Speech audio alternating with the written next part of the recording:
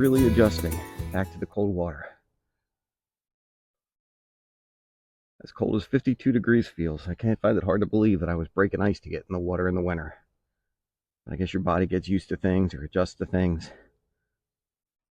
So today was 58 air temp, 52 water temp. It's up to 53 as it's close to my body. So we'll sit in here for a couple minutes and just go through a story and see where that lesson comes from. So today, oh, excuse me.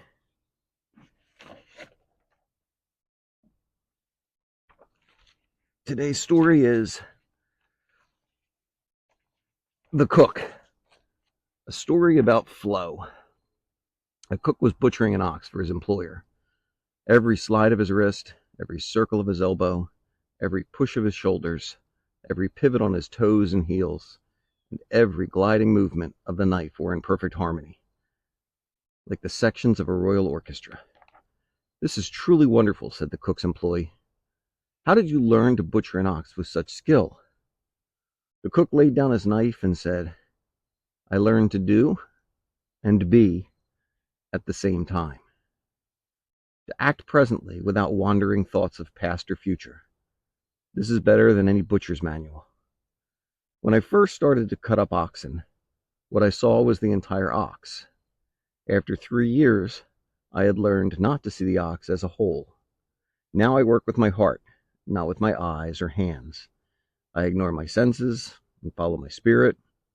This way, the knife follows the natural lines and glides through the empty spaces, using what is there and what is not there to my advantage. This way I avoid the bones and cartilage. A good cook changes their knife every year. A regular cook changes their knife every month. I have been using this knife of mine for 19 years. It has cut thousands of oxen, but the blade is as sharp as the day it was made. Most of the animal is empty space, and the blade of the knife has no real thickness. There is no resistance when you pass something as thin as a knife's blade through empty space.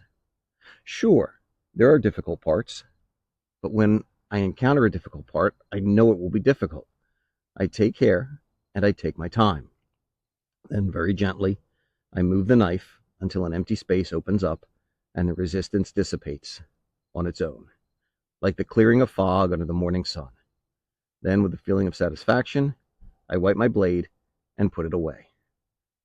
After a long pause, the cook's employer said, "I must thank you, my dear cook, for your lesson in butchering has taught me how all things must be done." And I think that lesson comes in very strongly. We have a tendency in life to overthink what we do and really to go against the flow of how we should be doing things. Our overthinking often stops us from getting started. We don't think we're ready. We think we need to be at a perfect place to start, and that perfect place will never arise. Instead, what we need to do is be in the moment, be in that moment, and not allow the distractions around us to complicate what we're trying to do. We need to just experience that time that we're doing it. When I teach meditation, one of my favorite quotes comes from the Vietnamese Buddhist monk Thich Nhat Hanh.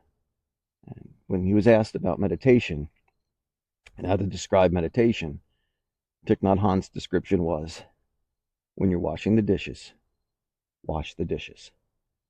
And it's that idea that we spend so much of our lives thinking about something that's coming up, something that's counting down to a day, weeks or months ahead, that we lose the present moment. And we distract ourselves from what we should be doing, what we should be focusing on. The people we're with, our relationships, and the job we're doing. As I sit for the last couple seconds, maybe this is a lesson, one that I need to work on right now, is spending a little time away from the phone, being in the moment, and enjoying where I am. Have a great day. As always, find 3 things you're grateful for. I am grateful right now that my time in here is over. Be well, friends.